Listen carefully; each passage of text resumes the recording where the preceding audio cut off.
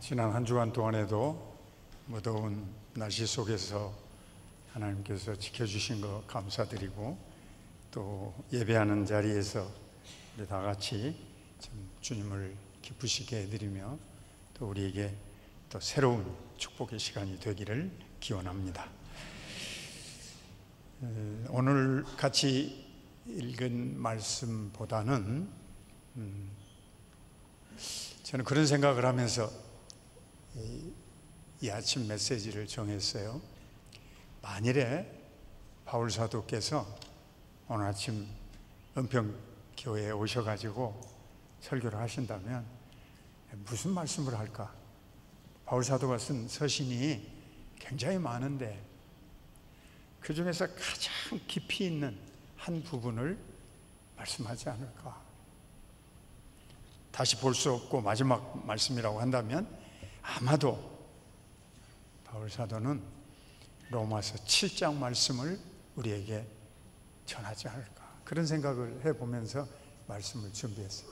그 부분이 바로 이 부분입니다. 그의 탄식과 감사가 함께 농축된 끝부분이에요. 바울 사도는 정말 예수 그리스도의 사도로서 우리에게 진리의 핵심을 전하려고 불철주야에 썼던 참 헌신된 삶을 살았어요. 그러면 그럴수록 그에게 하나의 퀘스천이 남는 겁니다. 하나의 질문이 남는 겁니다. 오라, 나는 곤고한 사람이다. 이 사망의 몸에서 누가 나를 건져내려? 자기가 원하는 선, 하나님의 말씀을 완벽하게 지켜서 헌신하는 주의 일꾼으로서 영광과 기쁨이 되기를 원했어요. 근데 문제는 몸입니다. 몸. 육신을 가지고 있는 인간으로서 여기에 땅에 속해 있는 그의 생활은 항상 죄로 귀결되고 말아요. 이 몸의 행실을 보면 죄에 묶여 있고 벗어날 길이 없다고 말해요. 그러니까 그런 탄식을 토로했어요. 그리고 우리 주 예수 그리스도로 말미암아 하나님께 감사한다. 왜냐하면 자기로서는 망할 수밖에 없고 실패할 수밖에 없고 퇴보할 수밖에 없다는 것을 뼈저리게 인식한 거예요. 예수님으로 인하여서 내게 하나님의 은혜가 임한 걸 나는 감사한다. 그런즉 내 자신의 마음으로는 하나님의 법을, 육신으로는 죄의 법을 섬긴다.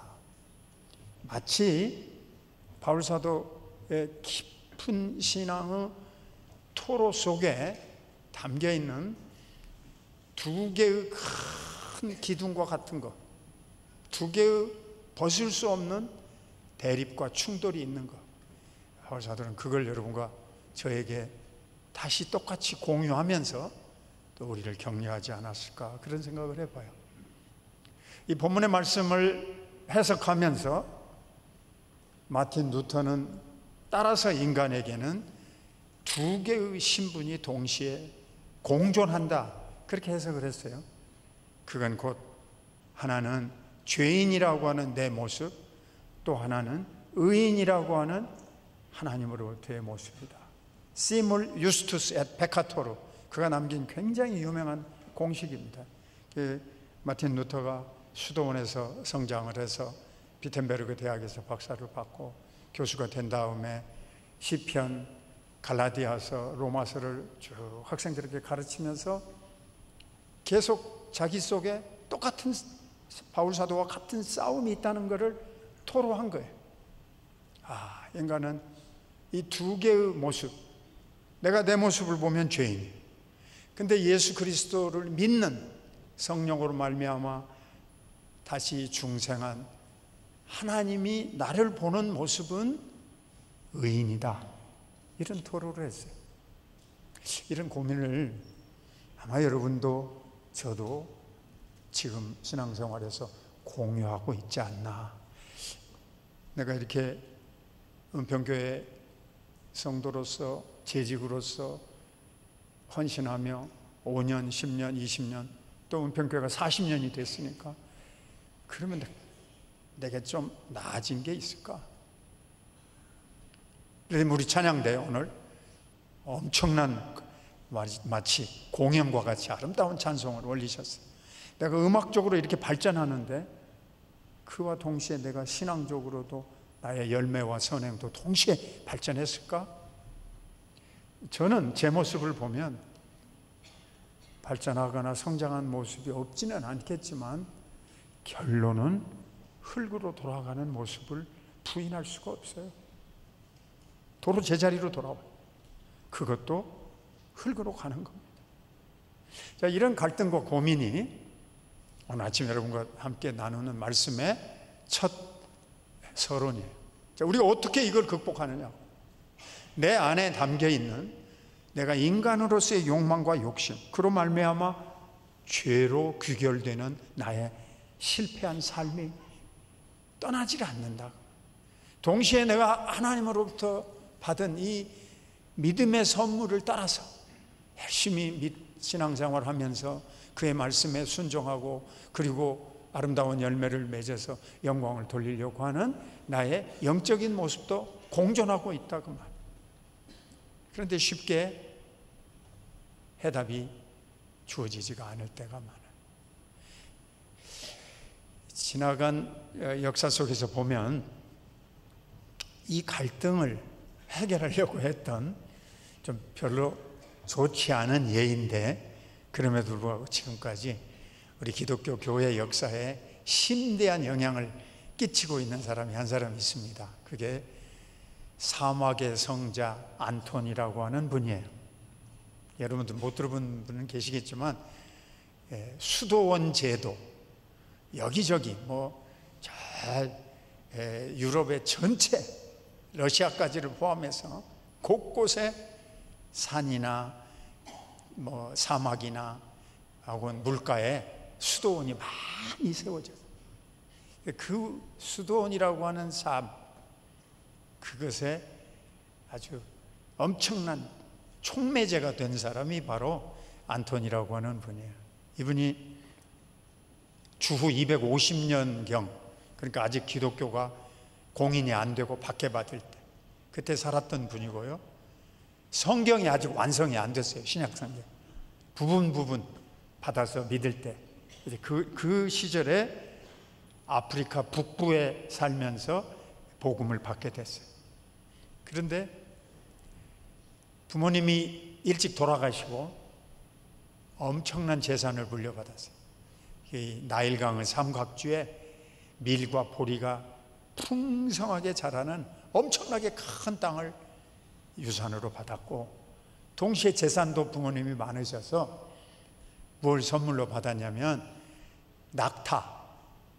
우리나라에서는 동물원에나 가야 낙타 보시죠? 근데 여러분이 이집트 그쪽에 중동 지방에 가면 그림에서도 보셨을 거예요. 모든 운송 수단 다 낙타. 지금까지도. 그래서 낙타를 많이 선물로 받았어요. 근데 어느 날 그가 마태복음 19장 말씀을 듣게 됐습니다. 무슨 말씀이죠? 부자 청년이 예수님에게 나왔죠. 선생님이 어떻게 해야 내가 영생을 얻을 수 있겠습니까? 예수님께서 네가 가지고 있는 모든 걸 팔아서 가난한 자들에게 주고 그리고 나를 따르라. 이 청년이 자기가 가지고 있는 그 많은 재물, 이걸 버려야만 예수님의 제자가 될 수 있다. 자, 하나님과 재물 사이에서 갈등을 했어요. 결론은 근심하며 돌아갔습니다. 그것을 놓고 예수님을 따라서 나온 제자들에게 예수님께서 이렇게 설명을 했어요. 얘들아, 부자가 천국에 들어가기가 얼마나 어려운지 낙타가 바늘구멍 들어가는 것, 그것이 훨씬 더 쉽다. 불가능하다 그 말이죠. 그러나 그 끝에 한 말씀을 더 하셨어요. 사람으로서는 할 수 없으되 하나님으로서는 하실 수 있느니라. 아멘. 안토니가 이 말씀을 듣게 된 거예요. 나는 낙타가 많은데 낙타가 바늘구멍 들어가는 것보다 부자가 천국에 들어가는 것이 더 쉽다. 야, 이건 불가능하다. 낙타를 가지고서는 하나님 나라에 못 가겠구나. 그래서 안토니가 땅도 나누어주고 낙타도 나누어주고 다 나눠주고, 그리고는 난 주님 따르겠다. 그래서 자기 동네에서 떨어진 사막으로 들어갔어요.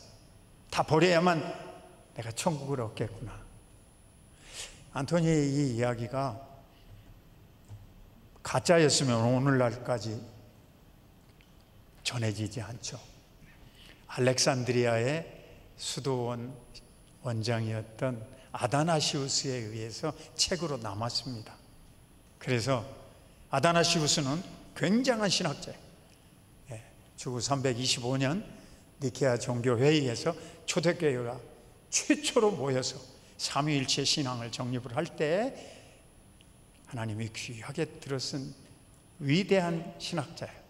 그 아다나시우스를 격려하기 위해서 이 안토니가 그 사막에서 나와서 만났어요.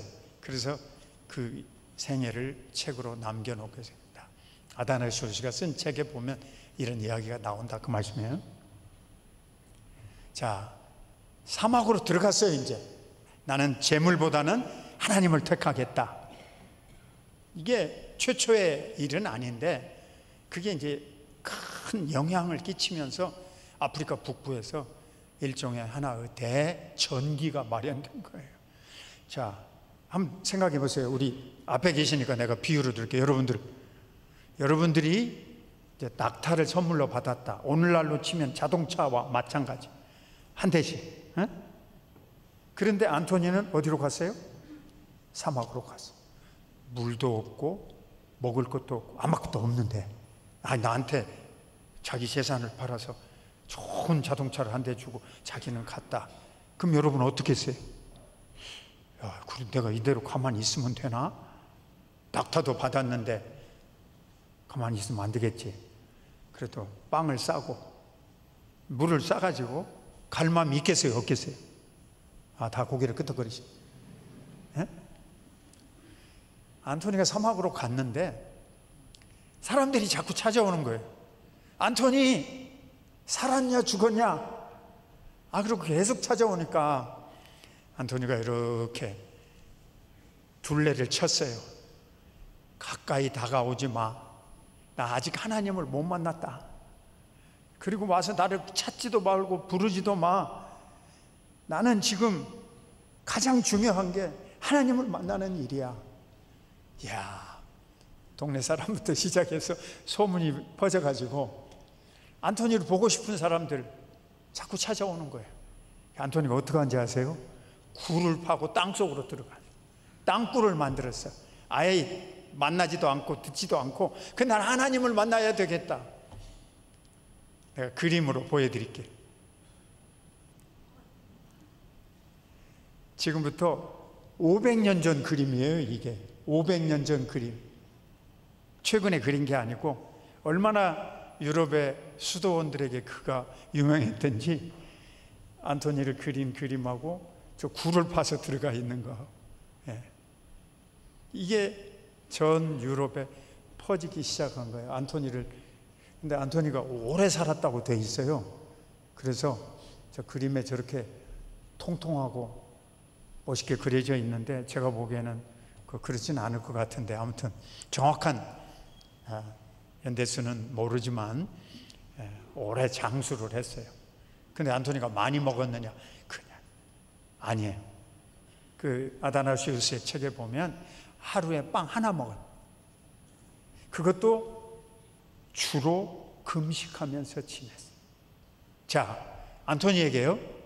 그러니까 완벽한 삶이 있었느냐? 아까 바울 사도가 고민했던 나는 정말 하나님을 향해서 몸과 마음, 뜻을 완전하게 드리는 그런 깨끗하고 순결한 삶을 살았느냐? 그게 쉽지 않은 거예요. 쉽지 않아요. 안토니에게 여동생이 하나 있었는데 여동생도 오빠를 닮아서 자기 몫의 유산 다 나눠주고 오빠 옆에다가 또 땅굴을 파고 하나님을 만나러 들어왔어요. 자, 이게 퍼져가지고 그 책에 보면 이 아프리카 북부 지방에 약 10만 명의 수도사들이 나타났다, 그런 글이 나와요. 곳곳에.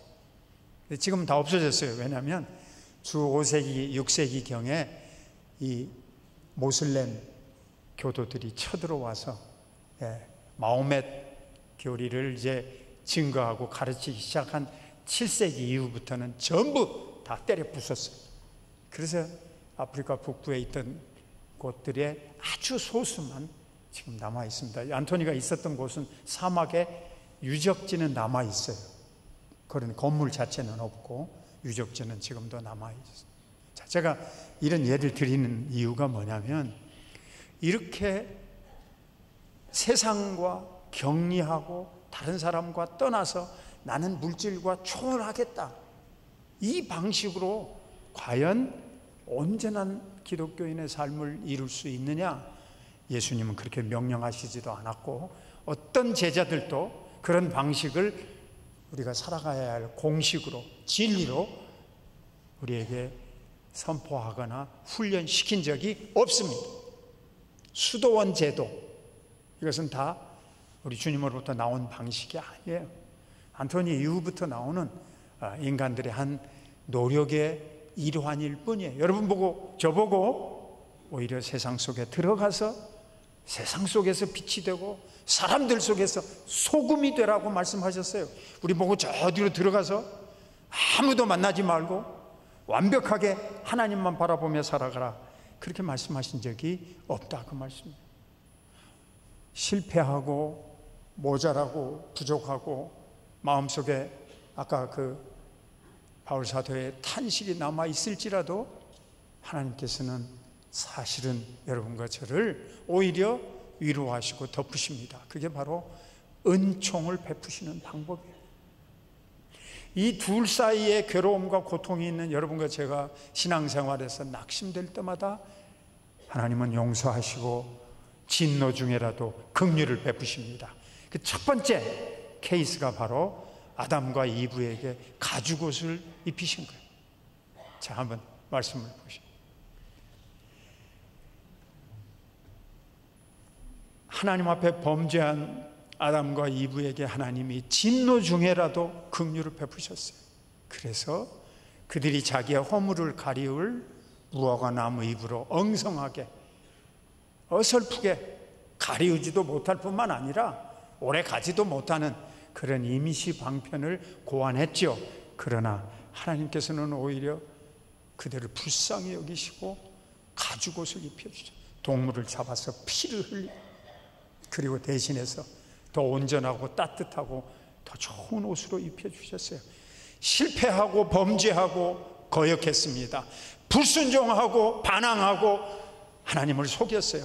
그럼에도 불구하고 그 자리에서 우리를 진노하신 게 아니고 채찍을 때리시면서도 긍휼을 베푸셨어요. 가죽옷을 입히셨어요. 구약성경에 보면 이스라엘의 민족 역사가 쭉 성경에 나오잖아요. 그 가장 밑바닥에 떨어졌던 비참했던 때, 그게 바로 바빌로니아로 70년간 끌려가게 된 기간이었습니다. 하나님 앞에 얼마나 우상 숭배하면서 명령을 거역했는지 끝내 하나님이 진노의 채찍을, 아픈 매를 들어서 때리셨어요. 그런데 이스라엘 백성들이 거기 가서 노예살이하면서 그 극심한 고통 중에라도 하나님으로부터 은혜의 축복을 받습니다. 그게 다음 말씀 속에 나옵니다. 스가랴라고 하는 하나님의 종이 바빌로니아에서 환상을 보게 됩니다. 이 스가랴서가 구약성경 말라기 바로 다음 앞에 마지막 구약의 마지막 저서 가운데 선지자의 메시지 가운데. 근데 스가랴가 환상을 보니까 여기 3장에 이스라엘의 대표적인 지도자였던 여호수아가 딱 나타났어요. 근데 어떤 모습이냐? 이 말씀에 있는 것처럼 더러운 옷을 입고 서 있어요. 아주 지저분하고 아주 타락한 옷이죠. 근데 옆에서 사탄이 하나님을 향하여 참소합니다. 저 제사를 드리러 온 제사장이 저 모습인데 저 제사를 받으시겠습니까? 하고 충동질하니까 여호와께서 둘째 줄에 자기 앞에 선 자들에게 명령하사 그 더러운 옷을 벗기라. 그리고 이렇게 말씀하시는 거예요. 내가 내 죄악을 제거하여 버렸으니 내게 아름다운 옷을 입히리라. 스가랴가 보면서 정결한 관도 그 머리에게 씌워주소서. 그 말씀 따라서 깨끗하고 빛나는 관을 여호수아에게 씌워주셨어요. 이것은 하나님의 긍휼하심의 환상에 하나님이 베푸시는 용서, 하나님이 진노 중에라도 마지막으로 베푸시는 자비하심, 이것을 대표적으로 보여주셨어요. 이 여호수아가 바로 우리에게 오신 예수님인 줄로 믿으시기 바랍니다. 여러분과 저는 진노 중에라도 우리에게 오신 예수 그리스도로 말미암아서 더러운 것을 씻겨버리시고 아름다운 세마포옷으로 입혀주셨어요. 이 말씀과 똑같은 말씀이 요한계시록 마지막에 나와요. 우리가 장차 이제 예수님의 재림하는 날, 혹은 우리가 죽어서 천국에 들어가게 될 때 우리가 하늘에서 아름다운 혼인잔치와 같은 축제의 자리에 들어가게 될 것인데, 그때 여러분과 제가 입을 옷을 이렇게 표현했어요. 빛나고 깨끗한 세마포 옷을 입으라. 죄인이고 실패한 자이고 배반한 자이고 범죄한 자이고 하나님 앞에 불순종한 자입니다. 그러나 여러분과 저를 긍휼의 그릇으로 택하셔서 빛나고 깨끗한 세마포 옷을 입혀주셨다. 여호수아에게 아까 입혀주신 옷, 그 옷을 여러분과 저에게도 입혀주신다. 요한의 환상 가운데 약속하시고 미래의 비전을 우리에게 보여주셨어요. 따라서 실패하고 부족하기 그지없고 도무지 자기 속에서 선행이 없는 우리들이지만 하나님의 은혜로 말미암아서 우리에게는 그 모든 것들을 가리워 주시고 다시 한번 용서해 주시고 깨끗하게 만들어 주시는 거예요. 그래서 바울사도가 아까 그 고뇌의 고백도 했지만 고린도전서 15장에 이렇게 고백한 말씀을 우리가 기억하게 되는 거예요. 나 된 것은 하나님의 은혜로다. 내가 모든 사도보다 더 수고했지만 내가 한 것이 아니고 내게 주신 하나님의 은혜가 헛되지 아니하여 그 은혜로 말미암아 내가 이 일을 감당했다라고 고백하는 것. 오늘 아침 예배드리는 여러분과 제가 낭망할 수밖에 없고 좌절할 수밖에 없고 때로는 탄식할 수밖에 없어요. 내가 내 스스로 범한 실수이고 허물이 내 앞에 있기도 하고 이 시대적 상황 속에서 당하는 고통도 있고 또는 정치 사회적인 관계 속에서 인간관계 속에서 가족관계 속에서 우리에게 아픔도 있고 슬픔도 있고 어려움도 많이 있을 수 있어요. 그럼에도 불구하고 저와 여러분을 그런 낙심된 자리에 버려두지 아니하시는 하나님의 끝없는 은혜, 하나님의 한량없는 은혜, 하나님의 돌보시는 은혜가 우리와 함께하는 것을 믿으시기 바랍니다. 아멘. 이런 표현으로 바울사도가 쓴 용어가 바로 새 사람이라고 하는 귀절이에요. 자, 이 새 사람이라는 표현이 고린도후서 5장 17절에도 나온, 한번 읽어봅시다. 시작. 그런즉 누구든지 그리스도 안에 있으면 새로운 피조물이라. 이전 것은 지나갔으니 보라 새 것이니. 하나님께서는 그리스도 예수를 믿는 여러분과 저를 어떤 사람으로 보시느냐? 새 사람으로, 새로운 피조물로 본다 이거예요. 이전 것은 지난 걸로 간과하시, 잊어버리신다. 특별히 우리의 범한 죄악에 대하여서 하나님이 용서하시기로 하셨다.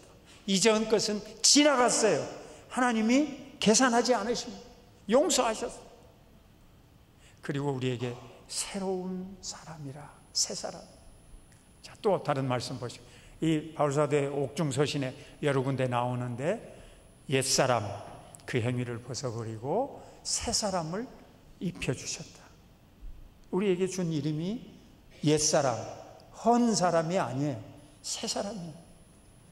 겉모습은 새 사람이 아닐지 모르지만 우리 주님이 은혜 안에서 여러분과 저를 볼 때는 새 사람으로 보는 거예요.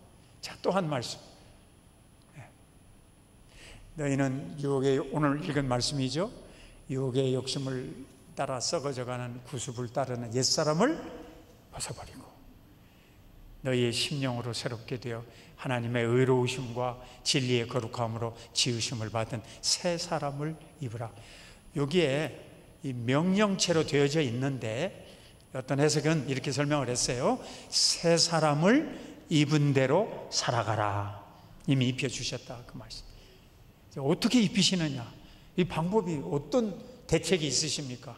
네, 우리에게 역사케 하시는 성령으로 말미암아 하나님께서 우리를 계속 이 세 사람의 신분, 세 사람의 지위, 세 사람의 정체성을 지속적으로 유지해 나갈 수 있도록 돌보아 주십니다. 그러므로 나의 힘으로 되는 게 아니에요.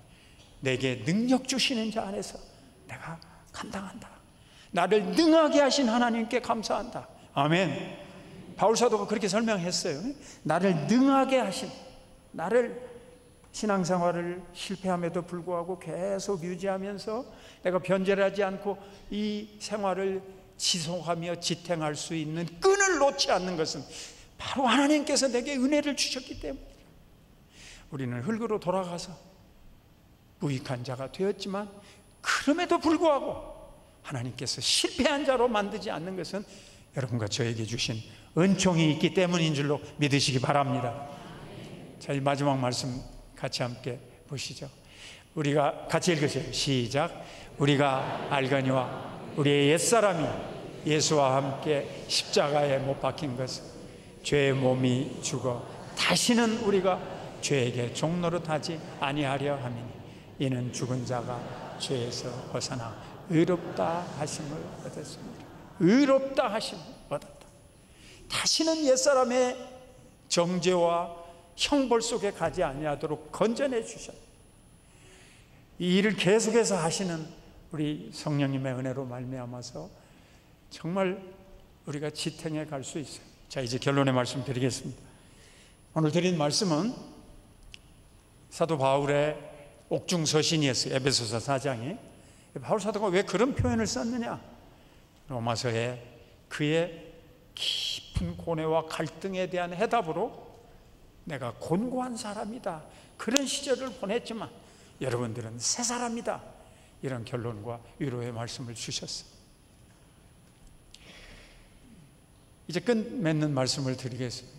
이 일들을 하나님께서 이 교회를 통하여 이루어 가시는 일에 대하여 우리가 감사하지 않을 수가 없고, 특별히 여러분과 제가 이 교회에 나와서 더욱더 성령님의 강권적인 역사하심과 충만하심을 받도록 더욱더 은혜를 사모하고 은혜를 간구하고 은혜를 갈망하시기를 바라는 그런 마음으로 이 말씀 드리고 마칠게요.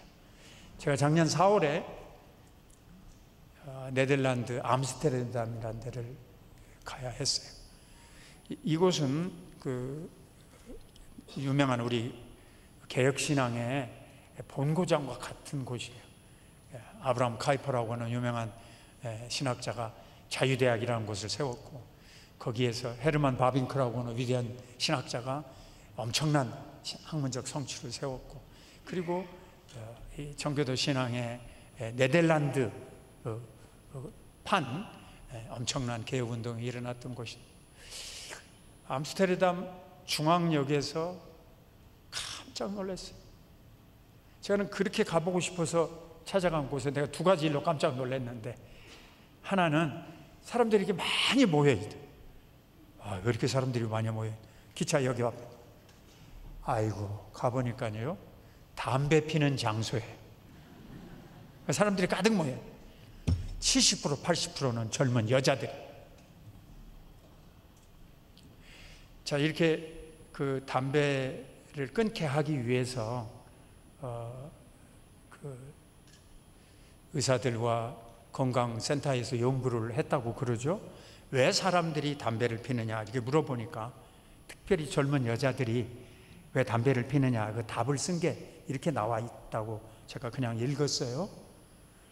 나는 스스로 독립적인 주체적 인간이다. 아무도 나를 간섭하지 말라.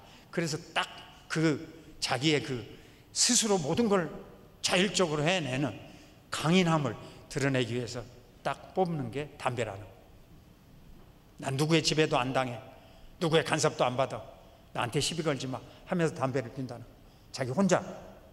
근데 이게 지금 한번 습관이 들면 얼마나 끊기가 어려운지 담배 끊으신 분 여기 계시면 알 거예요.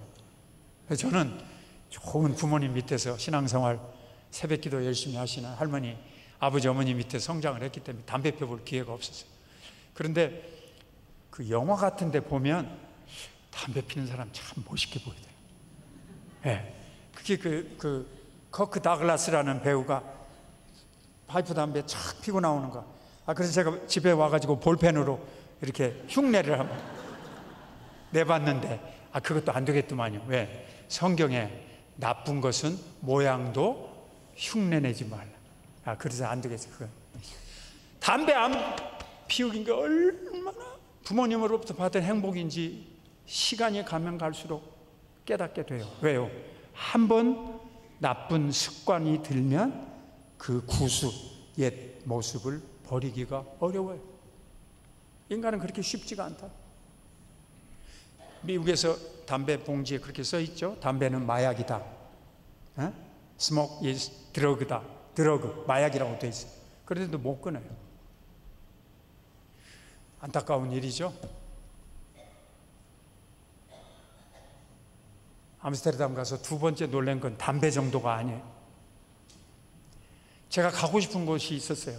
다른 회의나 만남도 있었지. 그곳에 제일 먼저 세워진 우리와 똑같은 개혁주의 신앙을 가진 칼빈 교회. 어떤지 아십니까? 입구에 딱 갔더니 교회는 폐쇄했고 이 음악 교습소, 학원으로 예배당이 바뀌어졌어요. 거기다가 아무도 안 온다고 말이에요. 칼빈 교회인데 이름이. 거기다가 그 앞이 바로 뭐냐? 홍등가예요. 홍등가. 몸 파는 여인들이 더럽혀지. 정말로 제 마음속에 탄식과 고통이 이루 말할 수가 없었어요. 우리는 이 신앙을 배워서 지금 따라가려고 발버둥 치고 있는데, 예? 아니 네덜란드에서는 그 찬란했던 시대가 없어지고 이렇게 영적으로 캄캄하고 어둡게 70% 80%가 무신론이고 교회는 다 문 닫았고 이런 영적으로 어두운 세상이 불과 1, 200년 사이, 2, 300년 사이에 왔다는 말인가 하고 있습니다. 여러분, 우리가 오늘 은평교회에서 이렇게 하나님 앞에 예배드리며 우리 마음속에 영적인 감동과 이끌림을 받아서 우리 속에서 죄와 더불어 싸울 수 있는 이 깨어있는 삶을 살 수 있게 된 것, 이것은 우리의 힘으로 된 게 아니고 하나님이 우리나라에 주신 축복이고 개인적으로는 여러분 한 분 한 분에게 주신 말로 없는 값없는 선물인 줄로 믿습니다. 너희가 그 은혜를 인하여 믿음으로 말미암아 구원을 얻었나니 이것이 너희에게서 난 것이 아니요 하나님의 선물이라. 행위에서 난 것이 아니니 이는 누구든지 자랑치 못하게 하려 하심이라. 아멘. 그래서 마지막 말씀 듣고 결론을 맺겠습니다. 우리의 갈등과 고민 속에서도 새 사람으로 살아갈 수 있는 것은 성령의 역사하심과 돌보심과 충만하심이에요. 자, 우리 다 같이 읽으십시다. 그의 성령으로 말미암아 너희 속사람을 능령으로 강건하게 하시오. 주 예수의 이름과 우리 하나님의 성령 안에서 씻음과 거룩함과 의롭다 하심을 받았느니라. 아멘. 기도하겠습니다. 성령님이여, 속사람을 강건케 해주시고 새롭게 해주시며 이 세 사람 속에 끊임없는 능력을 부어주셔서 죄와 더불어 승리하며 아름다운 열매 맺는 삶이 될 수 있도록 돌보아 주시고 인도해 주옵소서. 예수님의 이름으로 기도 올려옵나이다. 아멘.